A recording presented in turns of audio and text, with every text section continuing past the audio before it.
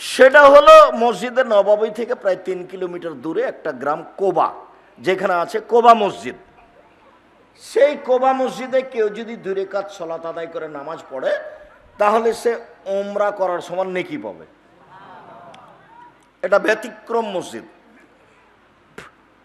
মসজিদে নববীতে 2 রাকাত সালাত আদায় করলে উমরার নেকি হবে, এ কথা মুহাম্মদ সাল্লাল্লাহু আলাইহি ওয়াসাল্লাম বলেননি। তো মসজিদে কোবাতে কেউ যদি 2 রাকাত সালাত আদায় করে, তাহলে কিসের নেকি পাবে? উমরার নেকি পাবে। হাদিস সহিহ। তো ওই এলাকার লোকেরা কি যে পবিত্রতা অর্জন করত, আল্লাহ তাদের প্রশংসা করছেন। তখন আমাদের নবী বলছেন, ও কোবাবাসী, তোমরা কি পবিত্রতা অর্জন করো যে আল্লাহ তোমাদের পবিত্রতার প্রশংসা করেন? তখন গ্রামবাসী বলছে যে তেমন তো কিছু দেখি না, তবে এক, পেশাব পায়খানার পরে আমরা পানি দিয়ে পবিত্রতা অর্জন করি। 2, ফরজ গোসল আমরা পানি দিয়ে পবিত্রতা অর্জন করি। 3, আমরা ওযু করি পানি দিয়ে। ও, এটাই হবে, এই কারণে আল্লাহ তোমাদের প্রশংসা করেছেন। এখন ভারত, বাংলাদেশ, পাকিস্তানে এক শ্রেণীর লোক বুঝে নিল জাল হাদিসের কারণে, আরে না না, আল্লাহ ওদের পবিত্রতার কারণে যে প্রশংসা করেছেন সেটা হলো এই, পেশাব করার পরে ঢেল টিস্যু পেপার নাও, 40 কদম হাঁটো, পায়ের ওপরে পা উঠাও, খক খক করে কাশো, তাহলে এই সম্মান পাওয়া যাবে। ওই দিক ছিল ঠিক কথা, আর এদিক হলো বানানো কথা। তখন যখন এই বানানো কথা জাল হাদিস এদের সামনে দেওয়া হলো, তখন এরা বলল, সুবহানাল্লাহ, আল্লাহ প্রশংসা করছেন এমন মানুষের, তাহলে গাড়ি ছুটে যাক, কিন্তু ঢেল নিয়ে 40 কদম হাঁটতে হবে। আচ্ছা, ও যে 40 কদম হাঁটবে, তার বউ হাঁটবে না? ধর্ম শুধু ওর জন্য নাকি? বউ কি করবে? বউ ঢেল নিয়ে 40 কদম হাঁটবে, বউ পায়ের উপরে পা উঠাবে, বউ খক খক করে কাশবে। পবিত্রতা। আবু মালিক আশআরী রাদিয়াল্লাহু তাআলা আনহু বলেন, রাসূল সাল্লাল্লাহু আলাইহি ওয়াসাল্লাম বলেছেন, আত-তাহুরু শাতরুল ঈমান, পবিত্রতা অর্ধেক ঈমান। এক বাক্য এমন ভাবে আল্লাহর নবী বললেন, আকাশ ছোঁয়া বাক্য, মানে সারা দুনিয়া মিলে হলো অর্ধেক ঈমান। সালাত মানে নামাজ, সিয়াম মানে রোজা, হজ, যাকাত, কোরআন তেলাওয়াত, তাসবিহ তাহলিল, ইবাদত বান্দেগি, দান খায়রাত, সব মিলে হলো অর্ধেক ঈমান। আর পবিত্রতাই হলো অর্ধেক ঈমান। মুসলমানের বাড়িঘর কোথাও ধুলাবালি থাকবে না, বিছনায় কাঁথা, লেপ তোশক সপ্তাহে পরিষ্কার করতে হবে। পাকিস্তানির মতো হওয়া হবে না, 2.5-3 মাস পরে গোসল, সব কিছু রেডি। বউটাকে একটু ঝকমকা হতে হবে, পরিবেশটা একটু সুন্দর করে রাখতে হবে। চাঁপাইনবাবগঞ্জের ভাষাতে লেবড়ি হওয়া হবে না, কিছু জিনিস পরিষ্কার নাই, কিছু নাই, কি করে না করে ঢং ঢং করে ঘুরে বেড়ায়। ছেলে মেয়ের কাপড় চোপড়, স্বামীর কাপড় চোপড়, বাড়িটা পরিষ্কার সবসময় ঝকঝকে।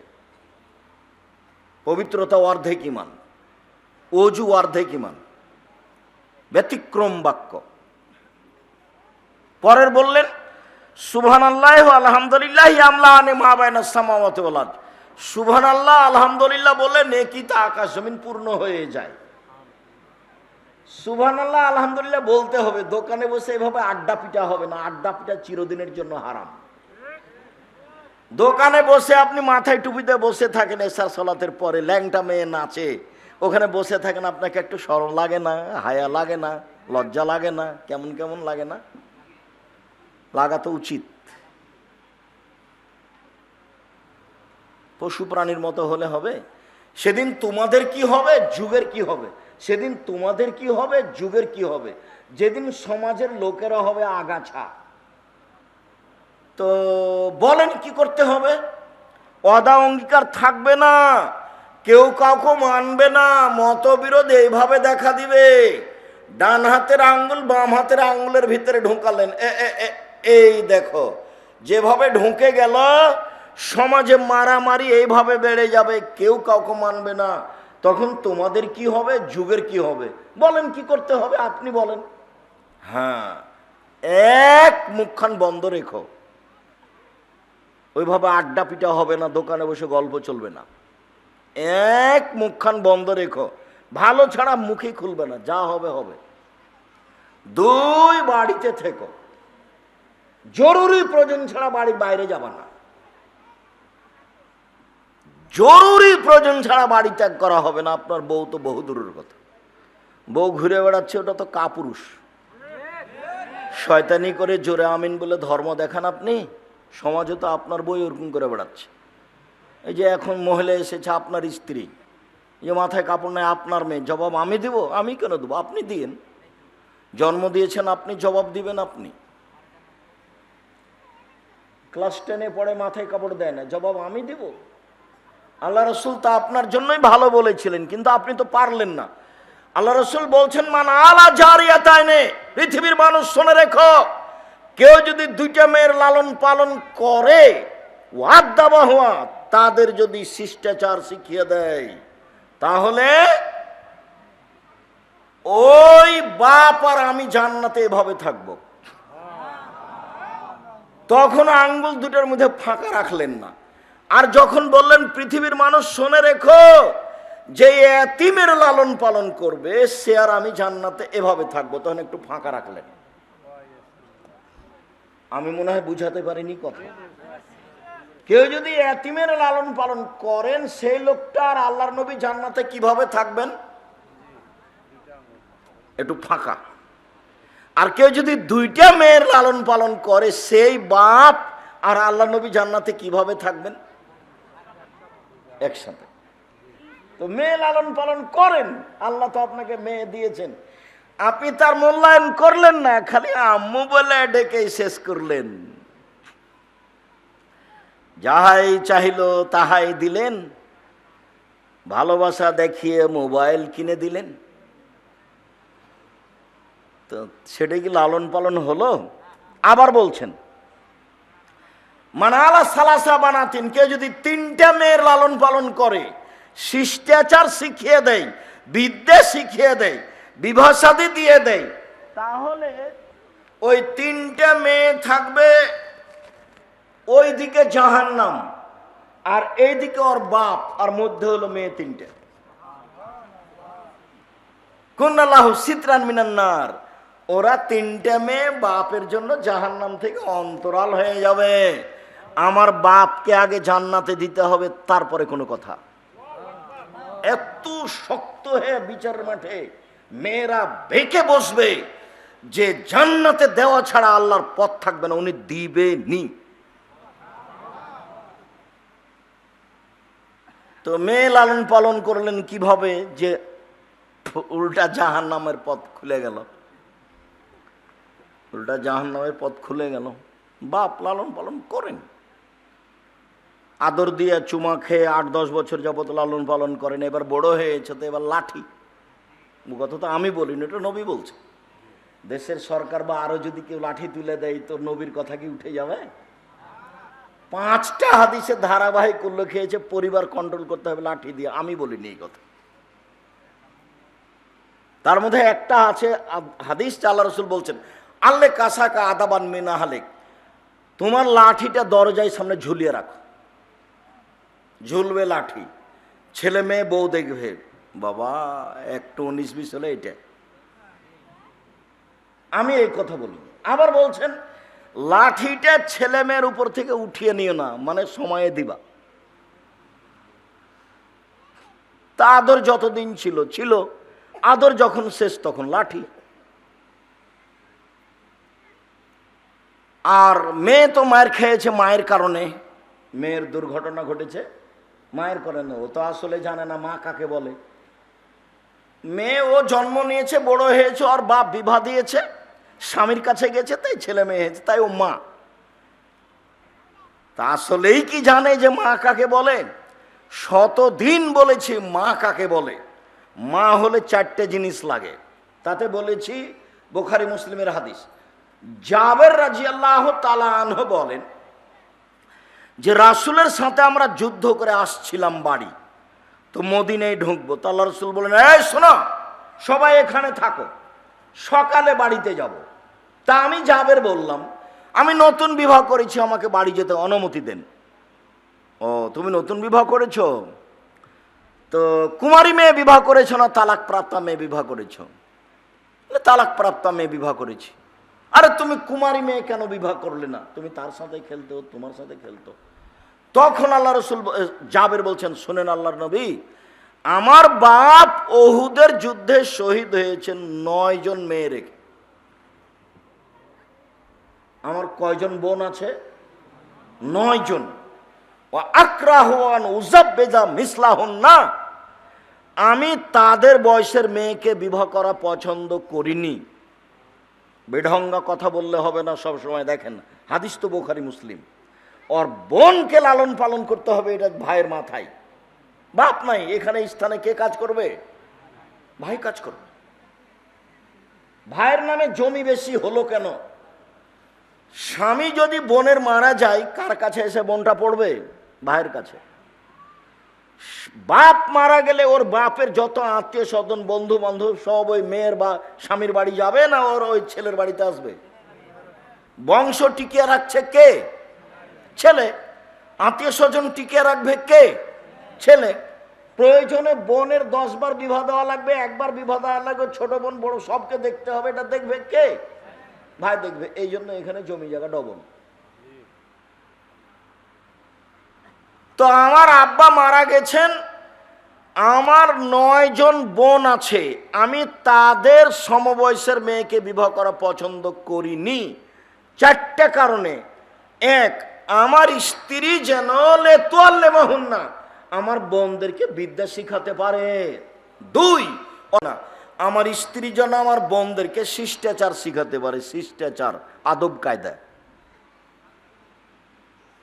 তা আপনার স্ত্রী কি জানে আদব কায়দা কাকে বলে? মোবাইল হাতে আছে কিনা এটাই তো আদব কায়দা। শিষ্টাচার শিখাতে পারে। 2, অতুরাজ্জালাহুন্না, আমার স্ত্রী যেন আমার বোনদের মাথার চুল চিরুনি করে সাজগোজ করে রাখতে পারে। 4, অতাকুম আলাইহিন্না, আমার স্ত্রী যেন আমার বোনদের উপরে পাহারা দিতে পারে। 4টে কথা। মা মানে 4টে জিনিস করবে। 1, মা বাচ্চাদের বিদ্যা শিখাবে। 2, মা বাচ্চাদের শিষ্টাচার শিখাবে। আম্মু সালাম দিয়ে বাড়িতে ঢোকো, সালাম দিয়ে বাড়ি থেকে বের হও। আম্মু পেশাব পায়খানায় গেলে দোয়া পড়ে যাবা, বের হলে দোয়া পড়ে বের হবা। আম্মু বাড়ি থেকে বের হলে মাথায় কাপড় দিতে হবে, শিষ্টাচার। আম্মু পায়জামাটা টাকনোর নিচে রাখতে হবে। আম্মু বাহিরে বের হলে এইভাবে তেল কাজল আসকারা মাস্কারা চোখে দেওয়া হবে না, পুরুষ মানুষ দেখতে পাবে। যত ইসলামী নিয়ম নীতি আছে সব শিখাতে হবে। কৃষ্টি কালচার, তার নাম আদাব। আম্মু রাস্তায় চলার সময়তে রাস্তার এক পাশ দিয়ে চলতে হবে, এদিক ওদিকে চক্ষু উঠানো যাবে না। মেয়ে মানুষকে আল্লাহ পর্দা করতে বলছেন, বলে চক্ষু নিচু করো। শিষ্টাচার শিখাবে। শিষ্টাচার, শিষ্টাচার কি জিনিস? শিষ্টাচার কি এইটা যে যখন ক্লাসে শিক্ষক ঢুকবে তখন দাঁড়িয়ে বলবে ওয়ালাইকুম আসসালাম? শিষ্টাচার কি এইটা যে বাচ্চাকে শিখাবে সালাম দাও, সালাম দাও, আসসালামু আলাইকুম? কিভাবে বাচ্চা সালাম দিচ্ছে? আসসালামু আলাইকুম। বাপ পাশে দাঁড়িয়ে আছে। শিষ্টাচার কি এইটা? নতুন বউ এসেছে তখন শ্বশুরের পায়ে সালাম দিচ্ছে। শিষ্টাচার কি এইটা? শিষ্টাচার কাকে বলে? ঢং করে বের হচ্ছে মেয়ে, মায়ে দেখে না, শিষ্টাচার কাকে বলে? মেয়ে মা এই মেয়েকে ধ্বংস করেছে। যেটা আল্লাহ রাসূল বলেছেন, সঙ্গ দোষে লোহা ভাসে। চাঁপাইনবাবগঞ্জের ভাষা, সঙ্গ দোষে লোহা ভাসে। ওর বাপ মা তাকে ইহুদি করেছে, ওর বাপ মা তাকে খ্রিস্টান করেছে, ওর বাপ মা তাকে আগুন পূজক করেছে, ওর বাপ মা যেভাবে গড়ে তুলেছে মেয়ে সেভাবে গড়ে উঠেছে। তো মেয়ে মাথায় কাপড় দেয় না, তো মাথায় কাপড় দিতে দেয়নি কে? ওর মা। এভাবে সাজগোজ করে বের হয়েছে মেয়ে, তো বের করেছে কে? তার মা। শিষ্টাচার 3 পরিপাটি করে রাখতে হবে। মায়ের উচিত পায়জামা পরবে না প্যান্ট পরবে মায়ে দেখবে। সারা দিন ওই মা তার বাচ্চাকে প্যান্টটা পরাচ্ছে, প্যান্টটা টাকনোর নিচে যায়, ওর মা দেখে না? ওর বাপ একটা মেয়ের জন্য জামা নিয়ে এসে তাতে আছে কার্টন। কার্টন কেন আছে? আয়েশা রাদিয়াল্লাহু তাআলা আনহা বলেন যে আমি একটা চাদর বাড়ির দরজাতে গায়ে লাগিয়েছিলাম, তাতে ছিল ছবি। আল্লাহ রাসূল ঢুকে একবারে তাকে ছিঁড়ে টুকরা টুকরা করে দিলেন। একটা এসেছে ফানাকা যাহু, বাড়িতে ঢুকে যখন কোনো কিছুতে দেখতেন ছবি মূর্তি, তাহলে তাকে একবারে ভেঙে চৌচির করে দিতেন। তো এখন বাড়িতে ঢুকেই দেখছেন যে আপনার স্ত্রী আপনাকে তরকারি দিয়েছে, তো তরকারির বাটিটা হলো রুই মাছ। তরকারির বাটিটা কি? রুই মাছ। আপনার স্ত্রী একটা প্লেটে আপনাকে খেতে দিয়েছে, সেই প্লেটে আছে চিংড়ি মাছ। বাড়িতে এখানে আয়না আছে, সেই আয়নাটা হলো কাতল মাছ। আপনার ছেলে মেয়ে যে ছোট বাচ্চা 2 বছরের, 1 মাসের, 6 মাসের, 2 বছরের, যে পটে পায়খানা করছে সেটা হলো ঘোড়া। সেটা কি? ঘোড়া। পট বুঝেন না নাকি? সেটা হলো ঘোড়া। সুন্দর করে আপনার স্ত্রীর শোকে যে কাঁকড়া সাজিয়ে রেখেছে, ও শিক্ষিতা মহিলা নয়, ও হলো চাঁপাইনবাবগঞ্জের ভাষাতে হস্তিনী। ও পরিবার ধ্বংস করেছে। জাবের বলেন আমার বোনদের সমবয়সের মেয়েকে আমি বিবাহ করিনি 4টা কারণে। 1, বিদ্যা শিখাবে। 2, শিষ্টাচার শিখাবে। 3, সাজগোজ করে পরিপাটি করে রাখবে। 4, আমার বোনদের উপরে পাহারা দিবে সব সময়। এই কোথায় গেছিলে? এই দেরি করলে কেন? এই মাথায় কাপড় না দিয়ে কোথায় যাচ্ছ? আমার স্ত্রী আমার বোনদের উপরে কি করবে? পাহারা দিবে। বলছিলাম রাসূল সাল্লাল্লাহু আলাইহি ওয়াসাল্লাম বললেন সুবহানাল্লাহ আলহামদুলিল্লাহ বলে আকাশ জমিন নেকিতে পূর্ণ হয়ে যায়। তারপরে আল্লাহ রাসূল বললেন আস-সাদকাতু বুরহান, দান হলো দলিল। সালাত আদায় করে জান্নাত পাওয়া যেতে পারে, সালাত দলিল নয়। হজ করে জান্নাত পাওয়া যেতে পারে, হজ দলিল নয়। রমজান মাসে সিয়াম পালন করে জান্নাত পাওয়া যেতে পারে, সিয়াম দলিল নয়। সুবহানাল্লাহ আলহামদুলিল্লাহ বলে জান্নাত পাওয়া যেতে পারে, এটা দলিল নয়। কোরআন মাজিদ তেলাওয়াত করে জান্নাত পাওয়া যেতে পারে, এটা দলিল নয়। পৃথিবীতে একটাই ইবাদত আছে, সেটা হলো দলিল। সেটা কোন ইবাদত? দান। জাতিকে বুঝাতে পারিনি যে দান ইবাদত, তখন জাতি বুঝেছে যে অমুক বলল ভাইজান আমাকে 500 টাকা দিবেন, আমি খুব অসহায় মানুষ। তখন আমি বুঝলাম ওর ঠেকা পড়েছে, সেই জন্য বলছে যা, আচ্ছা যা 300 টাকা দিলাম, যা আর আসিস না এখানে। তো ও তো এখনো বুঝেনি যে এটা আমার দান। ও বুঝলো যে তার প্রয়োজনে ও বলেছে, আমাকে খুব একটা ভালো লাগেনি, খারাপ লেগেছে, তো যাই হোক অপমান করে বিদায় করলে কি হয়, তাই এটুকু দিলাম। মানুষকে বুঝতে হবে যে দান কি? ইবাদত, এবং ইবাদতের জগতে সবচেয়ে শক্তিশালী ইবাদত, ইবাদতের জগতে সবচেয়ে শক্তিশালী ইবাদত। বিচারের মাঠে বলবো আমি জান্নাত পাবো, তো ফেরেশতা যদি বলেন কেন, তখন আমি বলবো আমার কাছে দলিল আছে। এই বাড়িটা আমার, প্রমাণ এই যে দলিল। এই জমি আমার, প্রমাণ এই যে দলিল। জান্নাত আমি পাবো, আমার কাছে প্রমাণ আছে, এই যে দলিল, এই যে আমি দান করেছি, দলিল। একজন লোক এসে বলছে আল্লাহর নবী আমার বাপ মারা গেছেন, জমি জায়গা ছেড়ে গেছেন, ওসিয়ত করে যাননি, আমি যদি আমার বাপের নামে দান করি তাহলে আমার বাপের পাপ মিটে যাবে কি? আল্লাহ রাসূল বলেন হ্যাঁ, বুখারী মুসলিম। তখন বললেন না হ্যাঁ তুমি দান করলে তোমার বাপের ছোট পাপ মিটে যাবে, বড় পাপ থাকবে, এ কথা বললেন না। ও বলল যে আমার বাপ তো জমি জায়গা ছেড়ে গেছে, ওসিয়ত তো করে যাননি, তো আমি যদি আমার বাপের নামে দান করি তাহলে তার পাপ মিটে যাবে কি? কালা নাম, হ্যাঁ। অসাব্র দিয়ে ধৈর্যের পরিচয় দিতে হবে, ধৈর্য। সব জায়গাতেই ধৈর্য লাগবে, মন খারাপ করে কিছু বলা যাবে না। কাজের লোক ভুল করেছে মারা যাবে না, ধৈর্যের দাম আছে, ধৈর্য হলো আলো। তারপরে বললেন কোরআন পক্ষেও হতে পারে বিপক্ষেও হতে পারে। চলুন, আবু হুরায়রা রাদিয়াল্লাহু তাআলা আনহু বলেন, রাসূল সাল্লাল্লাহু আলাইহি সাল্লাম বললেন, আল্লাহ আদুল্লুকুম আইমুল্লাহি বিল খাতায় ওয়া ইয়ারফাদু ফি দারাজাত।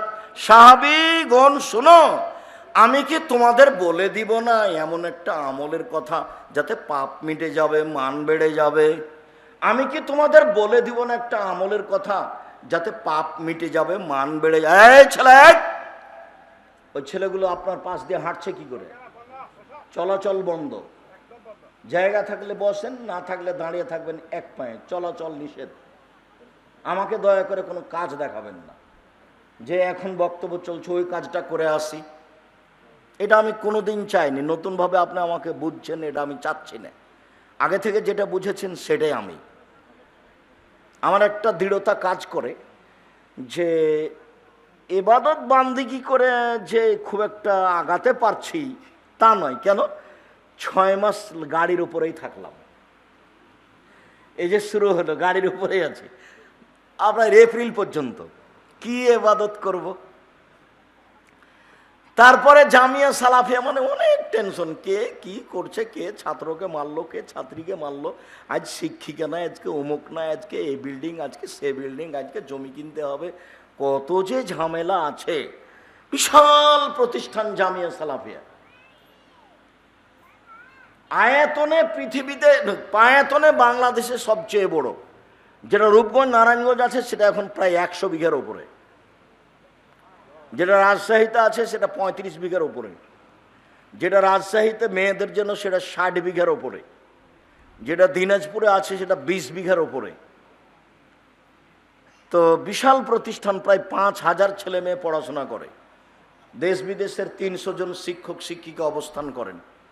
পড়াশোনাতে তারা আগে আছে, তারা শিক্ষা মানে আগে আছে, তারা শিক্ষক সংখ্যায় আগে আছে, তারা প্রতিষ্ঠানের আয়তনে আগে আছে, তারা প্রত্যেকটা কাজে আগে আছে আলহামদুলিল্লাহ। তো এর মধ্যে ঝামেলা থাকে। তো কখন ইবাদত বান্দিগি করলাম, দেখতে দেখতে সময় গেল। তো মনে হচ্ছে যে তেমন কিছু করতে পারিনি, সব মিলে মনে হয় সমান সমান। তো আমি জাতিকে কোনোদিন ধর্মের নামে ফাঁকি দিইনি। তো আমার মুখ থেকে জাতি শুনে যেটুকু আমল করছে ওখান থেকে আমি কিছু পাবো ইনশাআল্লাহ, ওইটা আমার লাভে আছে। এ দিয়ে যদি আমি সফলতা অর্জন করতে পারি, নিজে কিছু করলাম এটা আমার মনে হয় না। আল্লাহ সহজ করো। তো বলো দেখি, আমি কি বলে দিব না একটা আমলের কথা যাতে পাপ মিটে যাবে, যাতে মান বেড়ে যাবে, যাতে পাপ মিটে যাবে, মান বেড়ে যাবে? বলেন তো দেখি সেটা কি? পাপ মিটে যাবে, মান বেড়ে যাবে, পাপ মিটে যাবে, মান বেড়ে যাবে। 1, সুন্দর করে ওযু করতে হবে। 2, পায়ে হেঁটে মসজিদে যেতে হবে। 3, সলাতের জন্য অপেক্ষা করতে হবে। এখন জোহরের পড়লাম, আবার আসরের পড়তে হবে, তার প্রস্তুতি থাকবে। 1, সুন্দর করে ওযু করতে হবে। 2, পায়ে হেঁটে মসজিদে যেতে হবে। 3, এক সালাত আদায় করার পরে আর এক সালাত আদায় করব বলে অপেক্ষায় থাকতে হবে। এতে মান বেড়ে যাবে, এতে পাপ মিটে যাবে, এতে মান বেড়ে যাবে, এতে পাপ মিটে যাবে। একদা আল্লাহ আমাদের নবীকে বলছেন, মোহাম্মদ হাল তাদরি ফিমা ইয়াকতাসিমুল মালাউল আলা, মোহাম্মদ বলতে পারো আকাশে কি নিয়ে হইচই হচ্ছে? আল্লাহ যখন আমাদের নবীকে ডেকেছেন তখন মোহাম্মদ বলেছেন, জিবরাইল যখন আমাদের নবীকে ডেকেছেন তখন মোহাম্মদ বলেছেন, আর সাহাবীগণ যখন নবীকে ডেকেছেন তখন বলেছেন আল্লাহর রাসূল। আয়েশা বলছেন আল্লাহ রাসূল বলেছেন, জনগণ সাহাবীরা বলছেন আল্লাহ রাসূল বলেছেন। আর যখন আমাদের বাংলাদেশের মাঝাবি ভাইরা বলছেন তখন নবী পাক সাল্লাল্লাহু আলাইহি ওয়াসাল্লাম, নবী পাক রাসূল সাল্লাল্লাহু আলাইহি ওয়াসাল্লাম বলেছেন। এগুলো ভাষা চলবে না। নবীর কথাটা সব সময় কিভাবে বলতে হবে? আল্লাহ নবী বলেছে, আল্লাহ নবী করেছে, আল্লাহ নবী বলেছে, আল্লাহ নবী করেছে। তো আল্লাহ আমাদের নবীকে কি বলে ডাকতেন? মোহাম্মদ। জিবরাইল কি বলে ডাকতেন? মোহাম্মদ। তো আল্লাহ বলছেন স্বপ্নে, মোহাম্মদ বলতে পারেন আপনি উপরে কি নিয়ে হইচই হচ্ছে? জি হ্যাঁ পারি। কি নিয়ে? ফিল কাফারাত।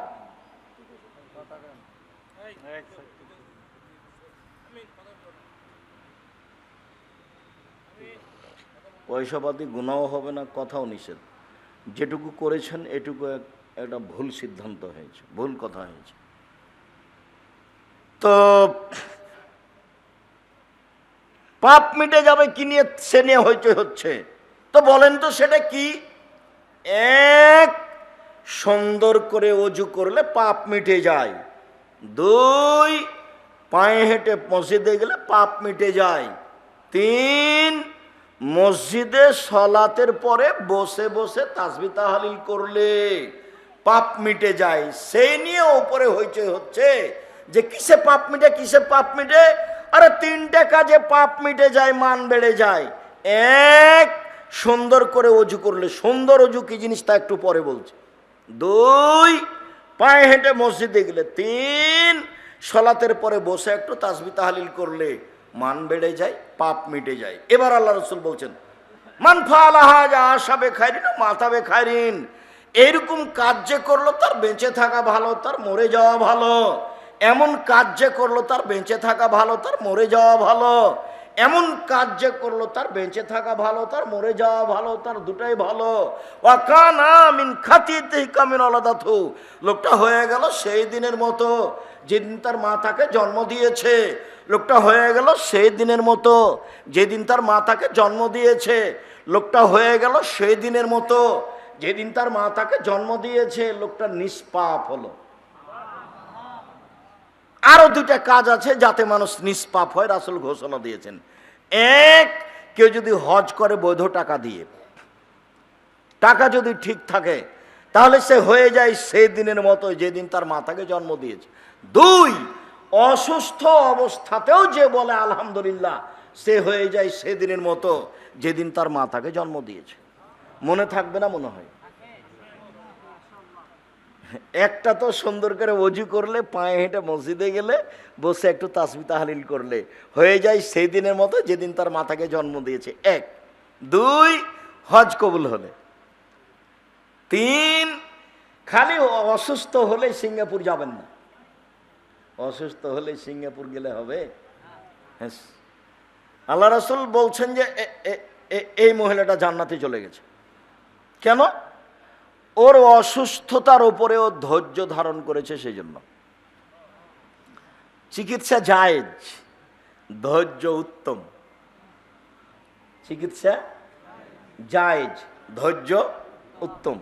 অসুস্থ হয়েছেন, তার আগে যেভাবে নেকি করছিলেন, যতদিন অসুস্থ হয়ে পড়ে থাকবেন নেকি ওইভাবেই চালু থাকবে। হাদিস বুখারী মুসলিম। এই কথা বুঝাতে পারিনি মনে হয়।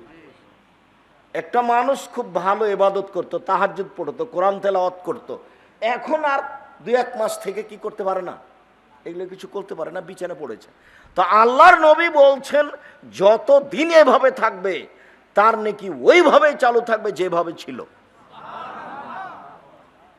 তাহলে তো মানুষের কর্ম দেখেন, তার তো রহমতের অভাব নাই, দিলেই তো হলো, দিলেই তো হলো। সুন্দর অজু। উকবা ইবনে আমির রাদিয়াল্লাহু তাআলা আনহু বলেন, রাসূল সাল্লাল্লাহু আলাইহি সাল্লাম বলেছেন, মামিন মুসলিমিন ইয়াতাওয়াদ্দা ফায়সিনুল উজুয়া। কেউ যদি সুন্দর করে অজু করে, তারপরে 2 রাকাত সালাত আদায় করে, মনে মনে কথা না বলে, ভয় ভীতি নিয়ে 2 রাকাত সালাত আদায় করে, তাহলে ওয়াজাবাত লাহুল জান্নাহ, সে জান্নাতে যাবেই। সুন্দর করে অজু। উসমান রাদিয়াল্লাহু তাআলা আনহু বলেন, রাসূল সাল্লাল্লাহু আলাইহি সাল্লাম বলেছেন, মান তাহাজ্জুরহু সালাত সালাতুল মাকতুবা, যার কাছে ফরজ সালাত চলে আসলো, অজু করলো, সুন্দর করে করলো, রুকু সিজদা ঠিক মতো করলো, তাহলে তার সব পাপ ক্ষমা,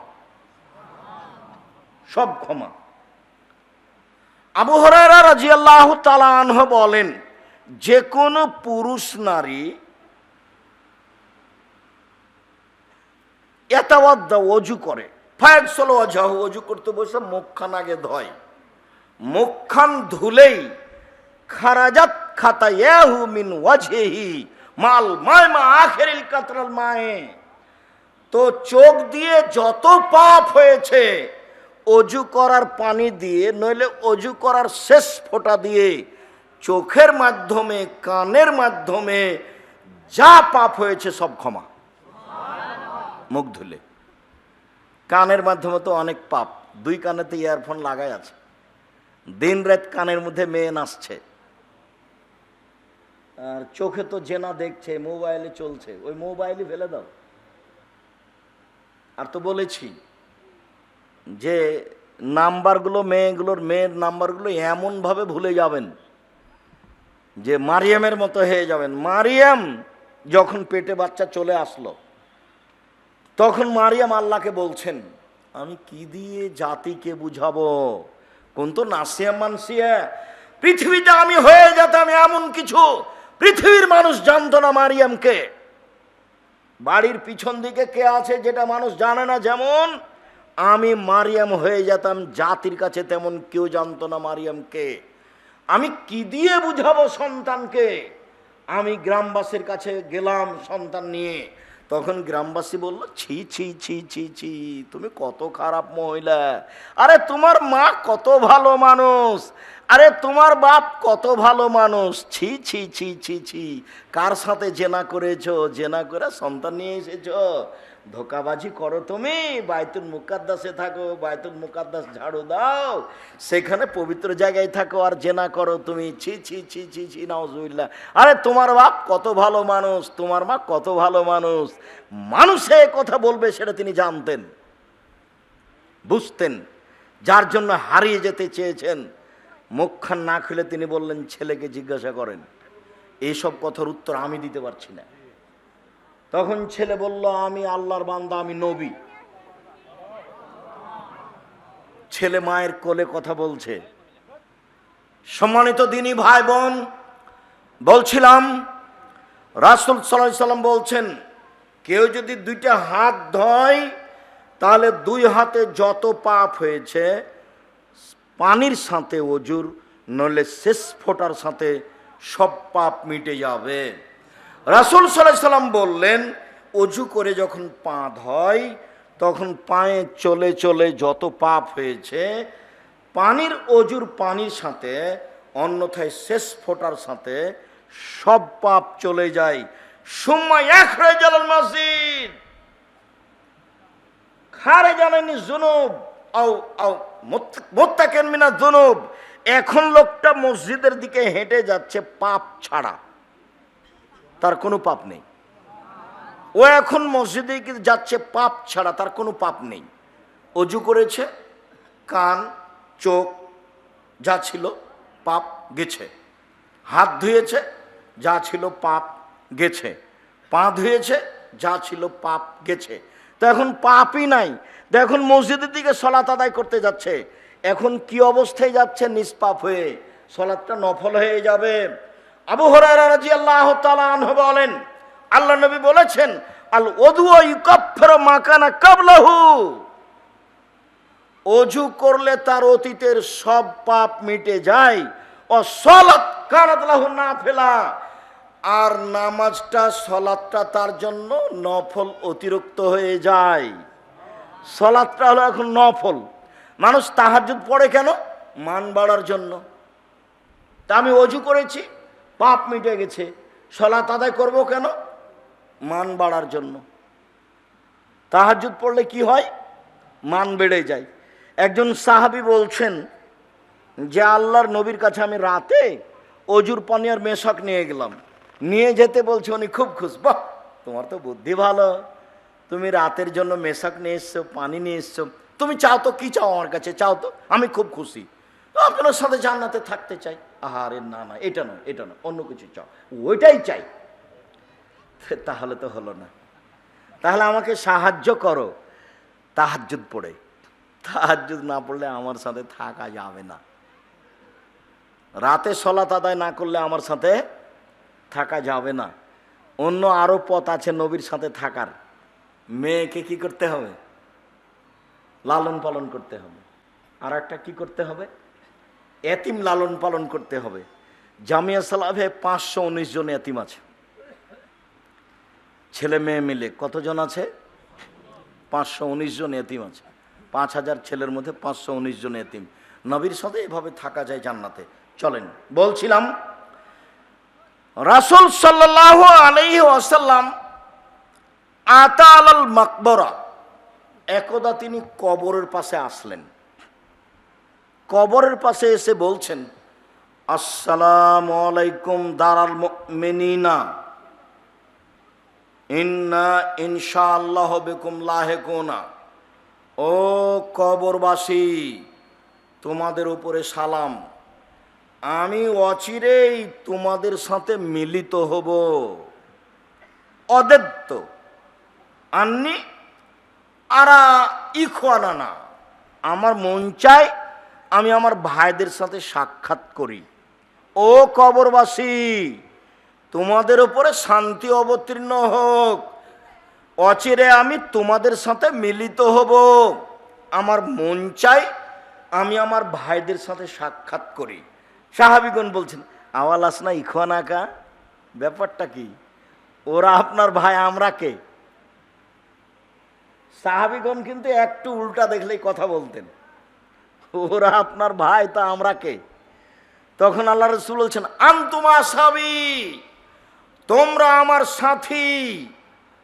আর ভাই আল্লাযিনা লাম ইয়াতু বাদু, এখন পর্যন্ত আসেনি যারা পৃথিবীতে, তারা আমার ভাই। এখন পর্যন্ত পৃথিবীতে আসেনি যারা, তারা আমার ভাই। তোমরা আমার সাথী, তোমরা আমার সঙ্গী। যারা এখন পর্যন্ত আসেনি তারা আমার ভাই। আল্লাহুস সামাদ কাইফা তারিফু ইখওয়ানাকা মিন বাইনিল উমামে, আপনি আপনার ভাইদের কেমনে চিনবেন? একেবারে আদম থেকে নিয়ে নূহ থেকে নিয়ে কিয়ামত পর্যন্ত এত মানুষের মাঝে আপনি আপনার ভাইদের কেমনে চিনবেন? আমাকে না হয় চিনবেন, আমি আমার সাথী, আমি আপনার সাথী, আমি উমর, আমি আবু বকর সিদ্দিক, আমি উসমান, আমি আলী। আমাদেরকে দেখে চিনে নেবেন, আমি হলাম সাথী, আমরা হলাম সাথী। তো যারা আসেনি নূহ থেকে নিয়ে কিয়ামত পর্যন্ত, তাদের কিভাবে চিনবেন? তখন আল্লাহ রাসূল বলছেন, আচ্ছা তোমরা বলো তো, একটা মানুষের একটা ঘোড়া আছে, কপাল সাদা, পা সাদা, হাঁটু সাদা, কপাল সাদা, পা সাদা, হাঁটু সাদা, চকমকে ঝকঝকে, হাজারো লাখো খুব বিকট কালো ঘোড়ার মাঝে, সবগুলি খুবই কালো, সবগুলি খুবই কালো। তার একটা আছে চকচকে সাদা, লাল, কালো। ও কি তার ঘোড়াটা চিনতে পারবে? না, হ্যাঁ তো পারবেই, তো তা তো পারবেই। আরে শোনো, আনতুম তাতুনা ইয়াউমাল কিয়ামা গুররান মুহাজ্জালিনা মিন আসারিল ওজুয়ে, বিচারের মাঠে যখন তোমরা আসবে, তখন তোমাদের অজু করার জায়গাগুলি চকমক করবে, আমি দেখে চিনে নিব এগুলো আমার উম্মত। অজু করার জায়গাগুলি চকমক করবে, দেখে চিনে নিব এগুলো আমার উম্মত। আর আমি সবার আগে হাউজে কাউসারে থাকব, আমি সবার আগে হাউজে কাউসারে থাকব, আমি এইভাবে দেখে চিনে নিব এগুলি আমার উম্মত।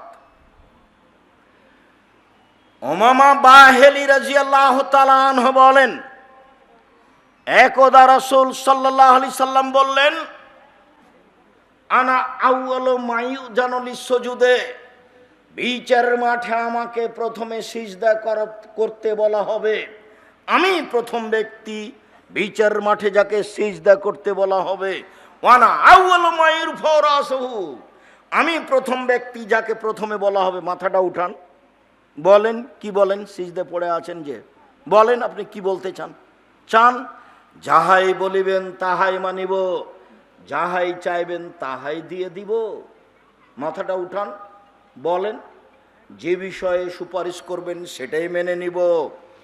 আমি আগে সিজদা করব সবার আগে, আমি সবার আগে মাথা উঠাবো, আর উম্মতি বাইনিল মামে, মাথা উঠে আমি চিনে নিব আমার উম্মাদকে।